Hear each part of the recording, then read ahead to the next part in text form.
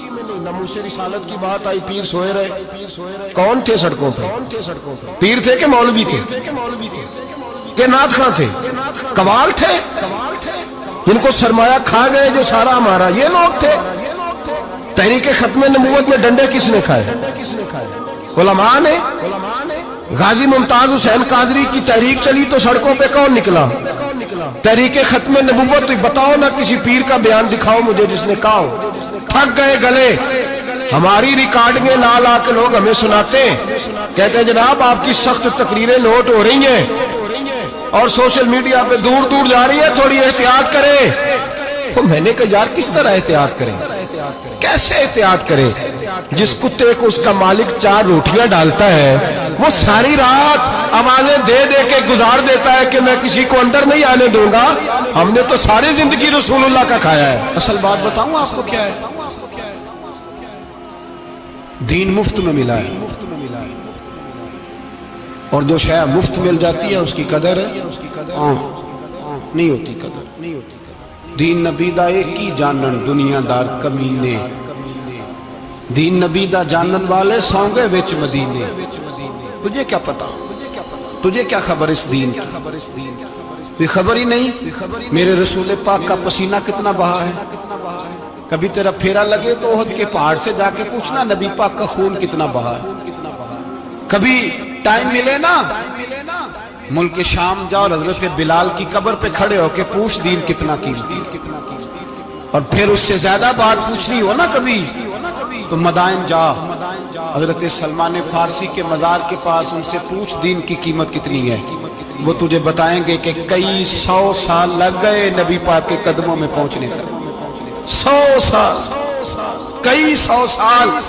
اور اگر پھر بھی تجھے تسلی نہ ہو تو جنت البقیع میں جا اور سیدہ طیبہ طاہرہ حضرت فاطمہ الزہرا سے پوچھ، ان سے پوچھ بی بی اس دین کی قدر کیا ہے۔ وہ تجھے بتائیں گی کہ جب دین کے چہرے پہ سرخ رنگ بھرنا تھا تو میں نے حسین کا خون دے کے بھرا۔ وہ تجھے بتائیں گی کہ اس دین کو جب پینٹ کرنا تھا تو میں نے جناب علی اصغر کے بازوؤں کے ساتھ مصوری کی ہے۔ وہ آسان سمجھ رکھا ہے لوگوں نے، آسان سمجھ رکھا ہے، کہا تم کٹ گئے۔ اور آج اٹھنے والا صوفی اور درویش کہتا ہے سارے ایک ہی ہیں، سارے اسی کو مانتے ہیں۔ جس سیاستدان کا دل کرتا ہے وہ جا کے مندروں میں پوجا کر آتا ہے، جس کا دل کرتا ہے وہ جا کے ہندوؤں کی ہولی اور دیوالی میں شریک ہو جاتا ہے۔ سب ایک ہی ہیں۔ اگر ایک ہی تھے تو حسین کا علی اصغر کیوں شہید ہوا؟ اگر سب ایک ہی تھے تو جناب علی اکبر کیوں شہید ہوئے؟ سارے ایک ہی تھے تو پھر ٹھیک ہے، مست رہنا چاہیے تھا۔ یہ مذاق ہے اتنی قربانیاں؟ شرم ہی نہیں آتی بات کرتے ہوئے؟ جاگو اور اپنے دین کو سمجھو۔ میرے رسول پاک علیہ الصلوۃ والسلام نے جو دین دیا اس میں تسلب ہے، تسلب، کفر سے بیزاری۔ کتنی بیزاری؟ حضرت ام حبیبہ رضی اللہ تعالیٰ ام المومنین ہے، یہ ہماری اماں ہے۔ ام ماؤں کے نام تو بچوں کو آنے چاہیے نا، یہ مومنوں کی ماں ہے، ابو سفیان کی بیٹی ہیں۔ حضرت ابو سفیان رضی اللہ تعالیٰ عنہ کی بیٹی نبی پاک کی زوجہ ہیں، جناب امیر معاویہ رضی اللہ تعالیٰ عنہ کی سگی بہن حضور کی زوجہ تھی، بہت بڑے امیر باپ کی بیٹی تھی۔ مدینے جب آئیں تو نبی پاک کے گھر میں غربت دیکھی، آزمائش دیکھی، کئی کئی دنوں کے فقر اختیاری کے جلوے دیکھے۔ ابو سفیان ایک مذاکرات کے سلسلے میں مدینے آئے اور کہتے ہیں میں نے سوچا سیدھا اپنی بیٹی کے گھر جاتا ہوں۔ تو کہتے ہیں میں حضرت ام حبیبہ کے صحن میں داخل ہوا تو چارپائی پہ بستر بچھا ہوا، اور ام حبیبہ ایک سائڈ پہ بیٹھ کر تو سوئی دھاگے کے ساتھ کوئی کام کر رہی۔ ابو سفیان کہتے ہیں میری بیٹی کی نظر پڑی تو ام حبیبہ جلدی سے اٹھی، اٹھ کے بستر جو چارپائی پہ بچھا ہوا تھا وہ بستر اٹھایا، لپیٹا، اندر لے گئی۔ بعد میں باہر آئیں تو میں نے بیٹی کے سر پہ ہاتھ رکھا، میں نے کہا بیٹی میں سمجھ گیا، بستر پہ میری نظر پڑی ہے، لگتا ہے کئی سال پرانا ہے، پیوند بھی لگے ہوئے، تو اس لیے اندر رکھا ہی ہے کہ پرانے بستر پہ باپ کو بٹھاؤں گی، اس لیے رکھا ہی ہے۔ تو بیٹی امیر گھر سے آئے تو غریب گھر میں اس کی شکایتیں ختم نہیں ہوتی، پر دین کے ساتھ تسلط ام المومنین کا पुख्तगी और कुफर से बेजारी। कहने लगी अब्बा जी अभी आप काफिर हैं ना, तो आपकी सोच अभी बदली नहीं। मैं इसलिए नहीं बिस्तर अंदर रख के आई कि आपके काबिल नहीं था, मैं तो इसलिए रखा यूं कि वो मेरे नबी का पाक बिस्तर है और आप नापाक है। वो पाक बिस्तर है। इन्नमल मुशरिकून नजस, मुशरिक नापाक होता है, बाप होना अलग बात है, लेकिन मेरे दिल में बाप की कदर बाद में है मेरे दिल में, और रसूलुल्लाह के बिस्तर की कदर पहले है।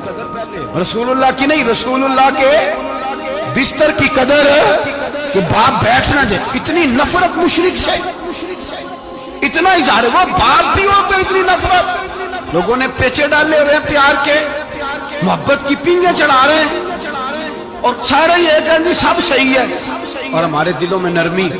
हमारा अपना जवान बाहर जाता है, वो ये नहीं देखता कि मैं जिससे शादी करने लगा हूं नेशनैलिटी ज्यादा जरूरी है कि ईमान, पैसे ज्यादा जरूरी के ईमान, दीन ज्यादा जरूरी के दौलत।